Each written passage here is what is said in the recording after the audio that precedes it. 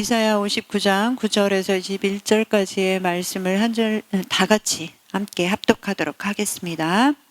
그러므로 정의가 우리에게서 멀고 공의가 우리에게 미치지 못한즉 우리가 빛을 바라나 어둠뿐이요 밝은 것을 바라나 캄캄한 가운데에 행함으로 우리가 맹인같이 담을 더듬으며 눈 없는 자같이 두루 더듬으며 낮에도 황혼때같이 넘어지니 우리는 강장한 자 중에서도 죽은 자 같은지라.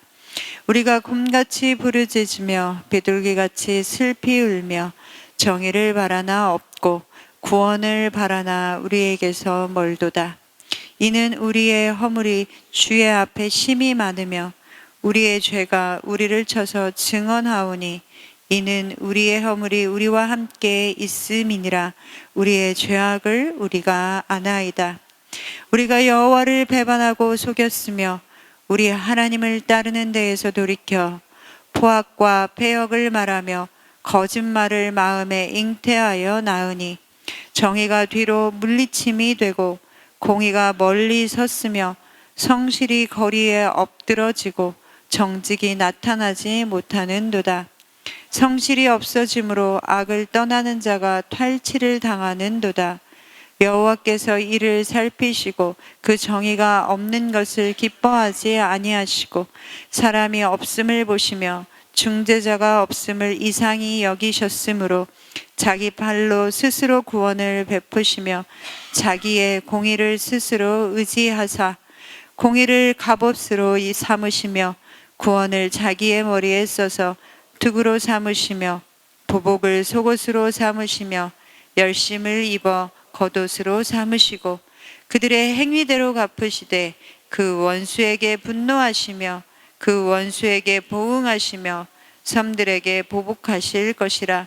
서쪽에서 여호와의 이름을 두려워하겠고 해 돋는 쪽에서 그의 영광을 두려워할 것은 여호와께서 그 기운에 몰려 급히 흐르는 강물같이 오실 것이미로다. 여호와의 말씀이니라. 구속자가 시온에 임하며 야곱의 자손 가운데서 죄가를 떠나는 자에게 임하리라. 여호와께서 이르시되 내가 그들과 세운 나의 언약이 이러하니 곧 내 위에 있는 나의 영과 내 입에 둔 나의 말이 이제부터 영원하도록 내 입에서와 내 후손의 입에서와 내 후손의 후손의 입에서 떠나지 아니하리라 하시니라. 여호와의 말씀이니라. 아멘. 이 새벽도 하나님 앞으로 나오신 여러분을 축복합니다. 우리는 무능하다라는 말을 그렇게 좋아하지 않습니다. 조금만 생각해 봐도 내가 사실 내 인생에서 내가 해결하고 내가 할 수 있는 일들이 그렇게 많지 않다라는 사실을 우리가 알더라도 그것을 인정하기는 또 쉽지 않습니다. 이건 우리뿐만이 아니죠. 모든 사람들은 자신의 무능력함을 인정하는 것, 그것을 꺼려합니다.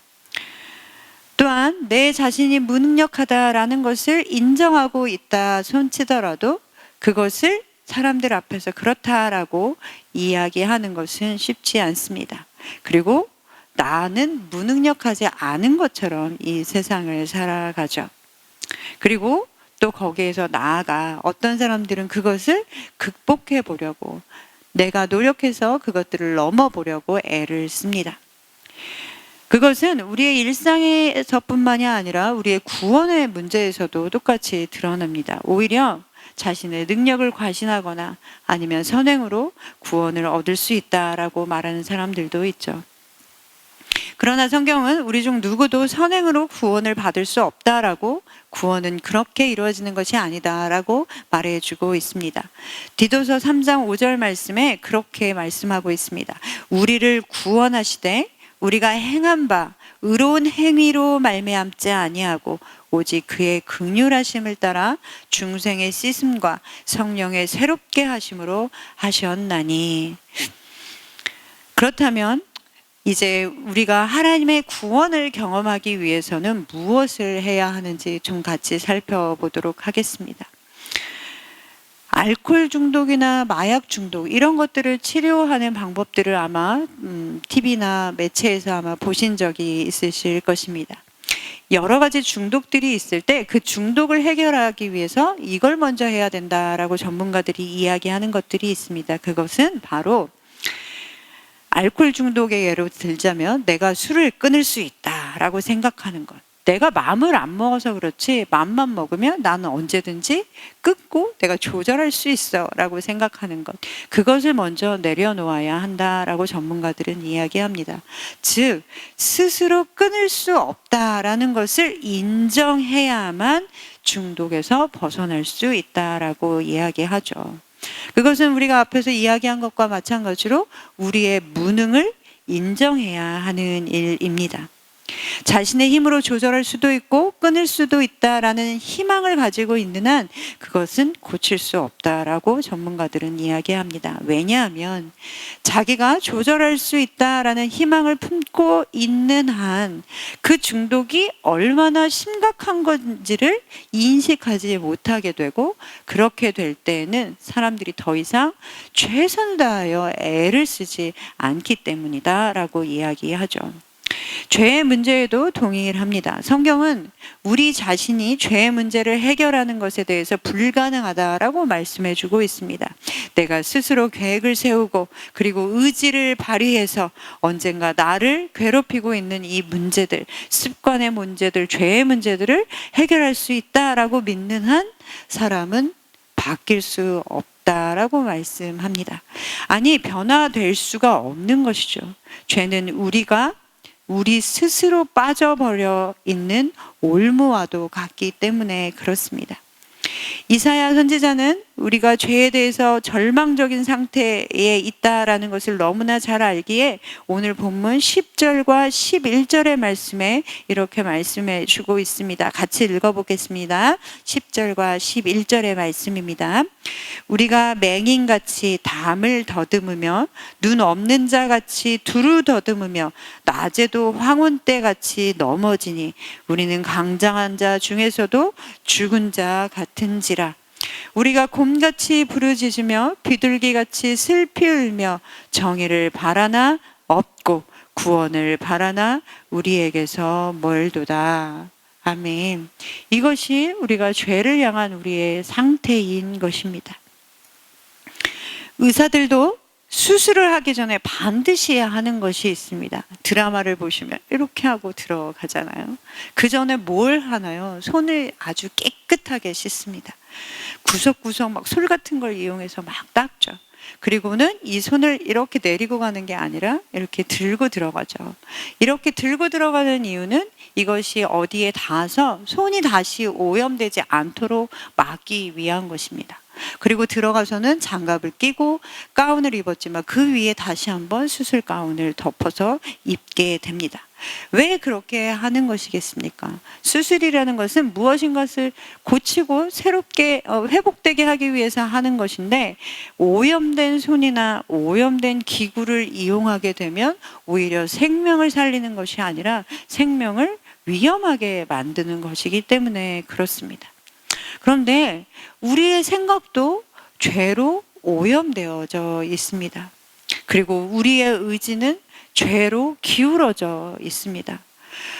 아무리 생각이 깊은 사람이라고 할지라도, 그리고 아무리 의지가 강한 사람이라고 할지라도 우리의 사고와 의지적인 노력으로는 죄에서 벗어날 수 없습니다.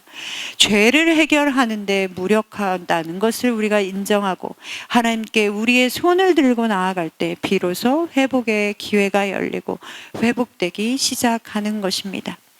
하나님께서는 세상이 죄로 오염되고 인간의 타락으로 모든 것이 망가졌어도 이 세상을 그대로 두시지 아니하고 사람을 포기하지 않으시고 죄로 신음하는 세상을 고치기 위해 아들 예수 그리스도를 보내어 주셨습니다. 그것은 하나님의 사랑으로 인한 것이죠.